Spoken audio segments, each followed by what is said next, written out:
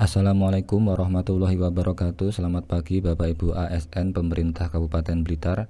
Pada kesempatan kali ini kita akan mensimulasikan pembuatan naskah keluar dengan mekanisme tanda tangan konvensional atau kita singkat TTK. Jadi tanda tangan konvensional adalah tanda tangan di luar TTE yang sudah disediakan oleh aplikasi Srikandi. Jadi nanti kita bisa menggunakan cara yang lama, yaitu tanda tangan basah plus stempel, atau menggunakan TTE dari aplikasi atau dari provider lain seperti TTE.Blitarkap yang sudah dikembangkan oleh Dinas Kominfo. Yang ini sebenarnya juga providernya dari BSRE ya. Baik, kita lanjutkan. Jadi di sini saya sudah mengidentifikasi dua alasan mengapa kita masih perlu menggunakan tanda tangan konvensional. Yang pertama yaitu apabila naskah dinasnya masih menggunakan materai tempel di sisi pejabat yang mengeluarkan naskah tersebut, maka itu harus pakai tanda tangan konvensional. Perlu Bapak Ibu ketahui, di Indonesia saat ini sudah ada beberapa provider materai elektronik atau e-materai ya. Salah satunya dari e-materai.posfin. Ini adalah anak perusahaan PT Pos. Kemudian yang kedua e-materai.co.id, ini dari mana ini? Dirjen Pajak dan Perum-Peruri, Kementerian Keuangan. Oke. Semoga pada rilis ke depan Srikandi sudah bisa mengakomodir materai elektronik yang dikeluarkan oleh dua provider di atas ya. Baik, alasan yang kedua adalah apabila naskah tersebut ditandatangani oleh dua pihak atau dua pejabat atau lebih, di mana salah satunya belum punya TTE, maka ini juga harus pakai tanda tangan konvensional. Sebagai informasi juga, kemarin saya sudah menanyakan ke admin Srikandi yang ada di Andri, bahwa di Andri sebenarnya sudah bisa mengakomodir naskah dengan tanda tangan lebih dari satu pejabat nih. Ini maksimal sampai 6 pejabat ini. Tapi syaratnya masing-masing sudah harus punya TTE sendiri-sendiri. Jadi nanti kalau kondisinya seperti ini, maka kita insya Allah masih bisa menggunakan TTE di aplikasi Srikandi. Tapi kalau salah satu pejabatnya belum punya TTE, maka kita pakai tanda tangan konvensional. Dan untuk jenis naskah yang mungkin masih menggunakan tanda tangan konvensional, ini saya identifikasi ada 3, yaitu surat kuasa, kemudian berita acara, dan yang terakhir adalah surat perjanjian atau nota kesepahaman. Jadi seperti yang Bapak Ibu tahu, 3 jenis naskah ini ditandatangani oleh 2 pejabat atau lebih. Jadi nanti apabila Bapak Ibu membuat naskah keluar di Srikandi, tipe naskahnya adalah ini dan memenuhi salah satu kondisi yang ada di atas ini, maka kita menggunakan tanda tangan konvensional. Baik, untuk pengantar tanda tangan konvensional seperti itu, kita beralih ke aplikasi Srikandi untuk simulasi.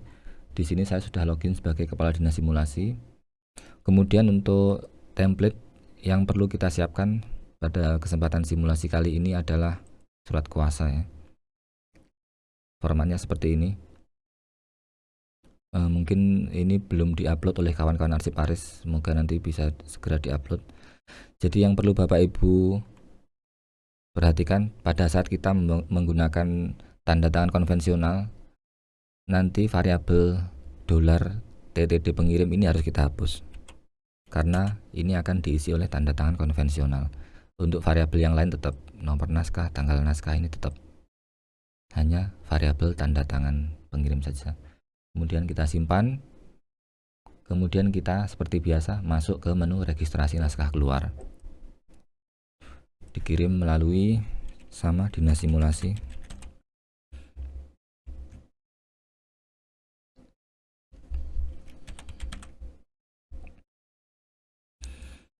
Naskah dinas umum, sifat naskah biasa, tingkat urgensi biasa.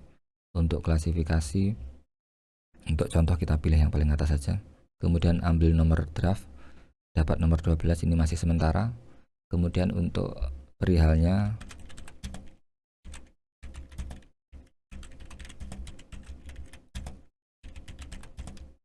misalkan seperti ini.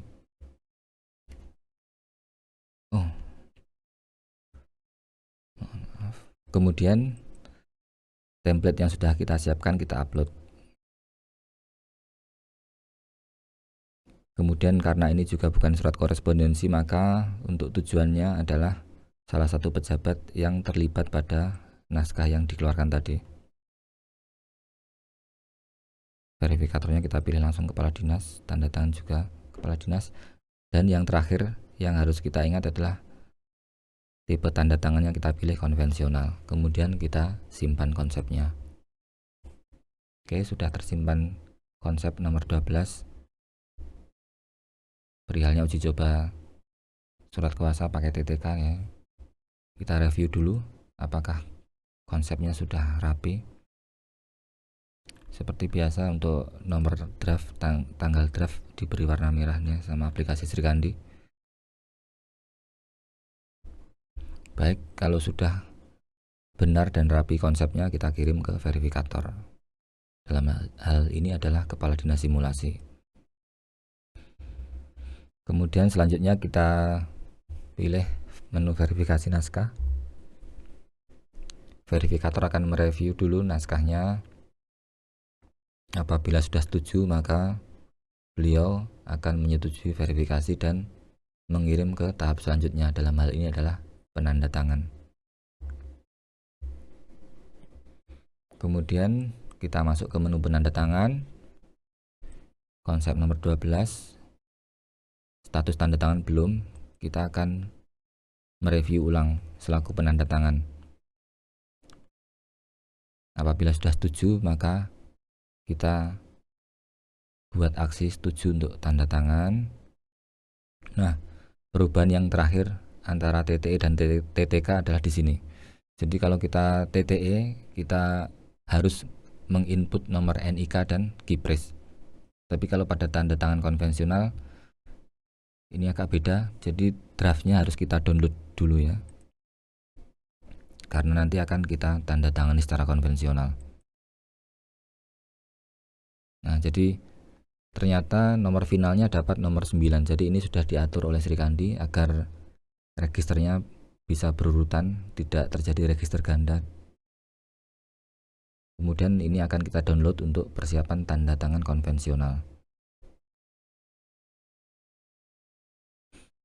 Kemudian kita asumsikan untuk tanda tangan konvensional kita pakai tanda tangan basah ya. Jadi kita asumsikan file PDF-nya nanti akan ditanda tangan secara basah. Untuk keperluan ini saya sudah menggunakan aplikasi editor online yaitu Small PDF. Kita pilih file yang akan kita tanda tangani.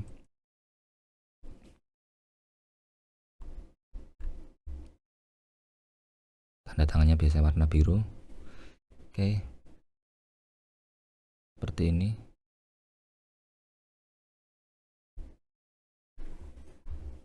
Jadi sudah ditandatangani oleh para pejabat yang terlibat. Kemudian kita download. Langkah selanjutnya adalah setelah kita download draft yang tadi sudah ditandatangani oleh para pejabat, baik itu dengan tanda tangan basah ataupun dengan TTE dari aplikasi lain, kita upload kembali ke Srikandi. Kemudian kita simpan. Nah, maka di sini nomor finalnya sudah berubah, nomor 9 sesuai dengan yang sudah kita download tadi ya, dan tanda tangannya sudah dibubui oleh tanda tangan konvensional. Dalam kasus ini atau dalam simulasi ini adalah tanda tangan basah plus stempel. Langkah selanjutnya sama, yaitu kita kirim naskahnya ke penerima. Kirim. Baik, sudah selesai. Kita kembali. Jadi untuk konsep yang tadi nomor 12 sudah ditandatangani dan sudah dapat nomor final nomor 9. Status tanda tangan sudah berubah dan status kirimnya juga sudah berubah. Seperti itu. Sebagai informasi tambahan, di sini saya tampilkan contoh dokumen surat keterangan pindah dari Dispenduk Capil Kota Blitar. Jadi di sini dokumen ini menggunakan gabungan antara TTE dan juga tanda tangan basah dari pemohon. Mungkin nanti untuk tata naskah yang ada di Kabupaten Blitar juga bisa mengadopsi hal seperti ini di aplikasi Srikandi apabila menggunakan mekanisme tanda tangan konvensional. Jadi bukan hanya tanda tangan basah plus stempel saja seperti yang contoh barusan kita simulasikan, tapi juga gabungan antara TTE dari provider lain dan juga tanda tangan basah. Baik Bapak Ibu, semoga penjelasan saya tentang mekanisme tanda tangan konvensional bisa dipahami. Mohon maaf apabila ada kekurangan. Terima kasih. Assalamualaikum warahmatullahi wabarakatuh.